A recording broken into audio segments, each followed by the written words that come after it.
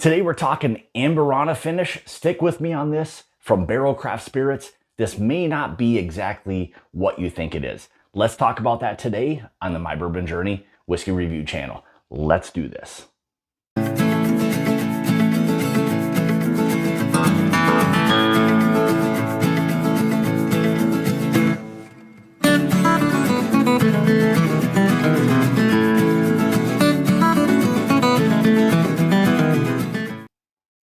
Hey guys, welcome back to the channel. Thank you so much for joining me today. Yes, Amburana. I know this is one for a lot of people. It can go either way. What I want to emphasize is stick with me on this. I think you may be a little surprised as to how this one kind of develops along the way. So what exactly is this release from Barrell Craft Spirits? So from their cask finishing series, again, this is the Amburana Finished Bourbon, coming in at 116.42 proof or 58.21% ABV. Mash bill on this is going to be from the state of Indiana, 5, 6, 7, and 10-year-old bourbons.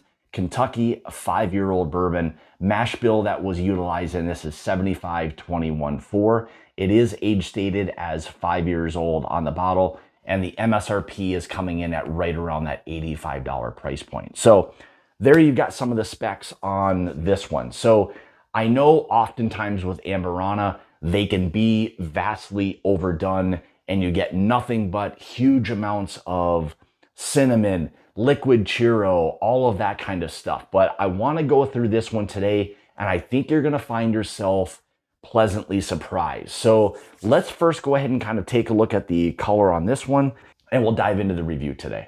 So as you can see, color-wise, pretty kind of standard, kind of medium type of copper. Move the whiskey around in the glass a little bit. Pretty nice oil so far developing. So hopefully all of that's going to translate over to both the nose and the palate. So let's go ahead and see how this one's going to nose, and we'll dive into that right now. So immediately what I'll say is you're not completely dominated by the Amburana cask. You are still getting those characteristic notes of kind of that cinnamon apple pie, liquid churro, that kind of thing, but it is not completely overshadowing the whiskey.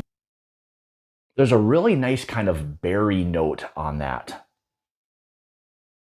Maybe even like a little bit of like a stone fruit, something along those lines, which you picked up quickly. So I like, again, the fact that there are different notes you're getting immediately outside of just kind of that cinnamon apple pie kind of note. Beautiful, beautiful baking spices on this. There's a really nice kind of sweet, rich oak presence on this as well. Really nice kind of vanilla custard.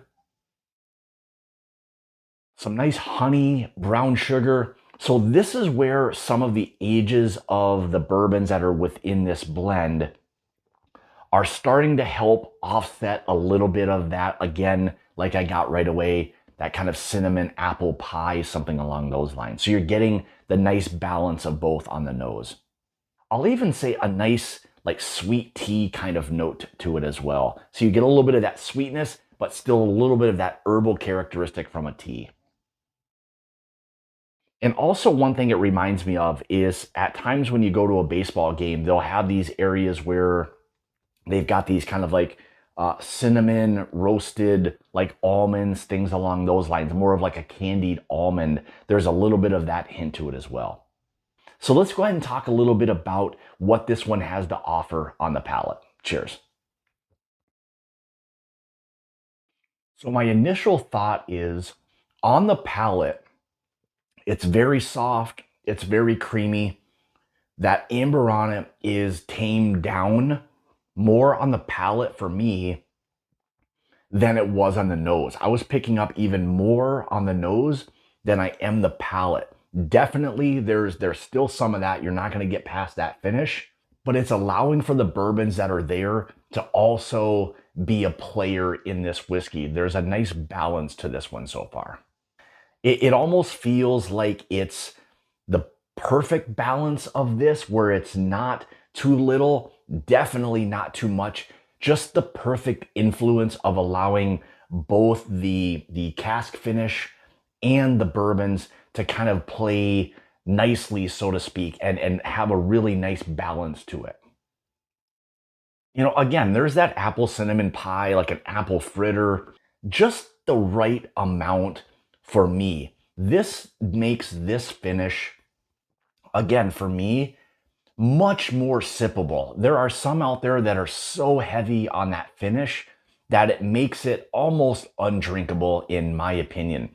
What they've done with this so far in creating that balance of both is fantastic. And I'll say this, it's maybe the best Amburana finish that I've had to date. Again, a beautiful oak, beautiful baking spices on this, nice rich kind of like vanilla custard on it.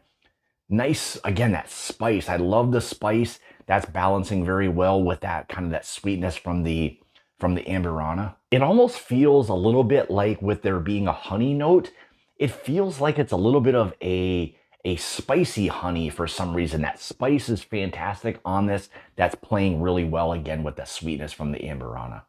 The backbone of the whiskey has remained. It's just not being completely overshadowed by the Amburana, which at times, and really frankly, most finishes are. They're so overdone that, again, it just makes it so dominated by the cask. And I've always said this, if the cask finish eliminates the flavor profile of the whiskey, it is a no-go for me. This is not falling in that camp whatsoever.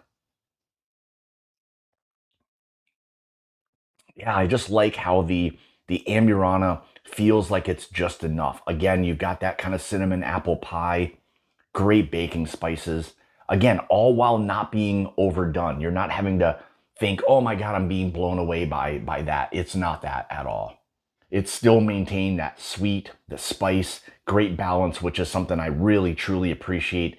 And one of the reasons why I think Barrell has, over the last several releases, really stepped up and really feels like there's been an emphasis put on the quality of what it is they're doing and what it is they're blending. Yeah, definitely a little bit more of that oak kind of on the finish part of it. If you could transition over to the finish part of it, again, that light kind of cinnamon apple pie, apple fritter, great oak, fantastic spice, great balance, great blend of the two without one overshadowing the other. And again, like I mentioned, Amburana is something that is very easily able to just dominate the whiskey that it's kind of finished in. So I'm going to say this about this release. It is probably overall my favorite Amburana finished bourbon, period. I love the fact that it has remained consistent all the way through, from the nose to the palate, where one thing is not completely dominating, and that being the Amburana, is that it is so easy for that to take over that it's not done it on this. It allows for that part, it allows for that portion to shine, in addition to the whiskeys that are in this blend.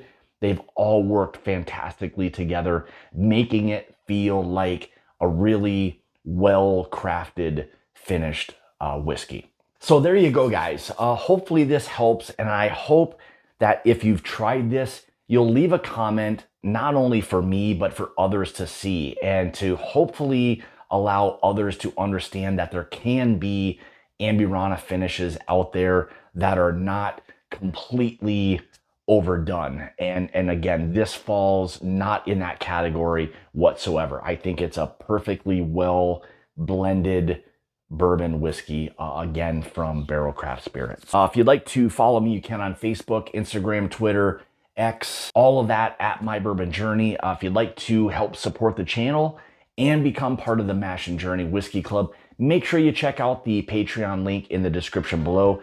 Down there, also some other great things down there for you as well. So with that being said, thank you guys so much for tuning in. And remember, it's about the journey and not the destination. Cheers.